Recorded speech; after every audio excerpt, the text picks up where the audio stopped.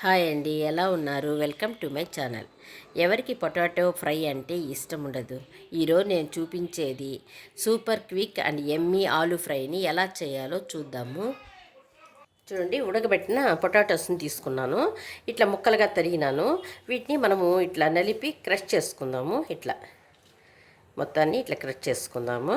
మరీ ఎక్కువ లేదు, అక్కడక్కడ అట్లా తగిలేటట్టుగా ముక్క అట్లా చేసుకుందాం. చూడండి, మొత్తాన్ని ఇట్లా చేసి పెట్టుకున్నాను. దీనికి ఒక పెద్ద ఆనియన్ని ఇట్లా ముక్కలుగా దొరుకున్నాను. తర్వాత ఒక 3 పచ్చిమిరపకాయలు వేసినాను. తర్వాత కరివేపాకు, 2 లవంగాలు తీసుకున్నాను. ఇది కడాయి పెట్టినాను. దానికి ఆయిల్ చూడండి, ఒక గరిటె ఆయిల్ వేసుకుందాము. ఆయిల్ హీట్ ఎక్కినాక 1 స్పూన్ ఆవాలు వేసుకుందాము. చూడండి, 1 స్పూను పచ్చిశనగపప్పు వేసుకుందాము. 2 లవంగాలు వేసుకుందాము.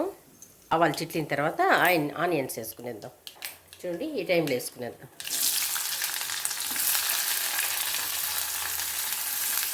అట్లే పచ్చిమిరపకాయలు, తర్వాత వచ్చి కరివేపాకు మొత్తం వేసేద్దాము.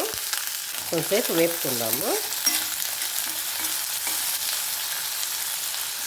కొద్దిగా సాల్ట్ వేస్తాను. ఆనియన్స్ కొంచెం టేస్ట్గా ఉంటాయి, ప్లస్ తొందరగా వేగుతాయి కదా.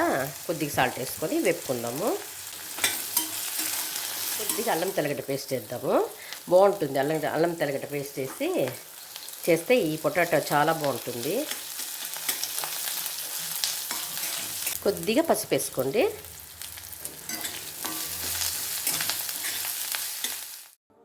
చూడండి, ఆనియన్స్ వేగినాయి. ఇప్పుడు పొటాటోస్ వేసుకున్నాము. బాగా వేపుకోండి. కొంతసేపు బాగా వేగుతుంది కదా. చూడండి, ఈ టైంలో కొద్దిగా సాల్ట్ వేసుకుందాము.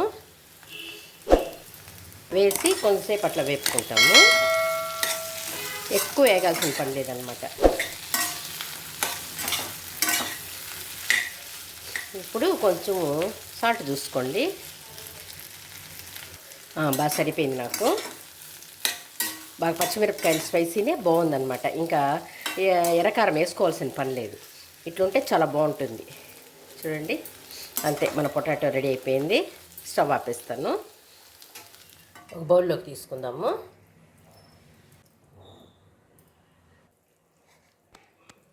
అన్నంలోకి కానీ రోటీలోకి కానీ తింటే చక్కగా కుదిరే సైడ్ డిష్ ఇది మీరు ఒకసారి ట్రై చేయండి.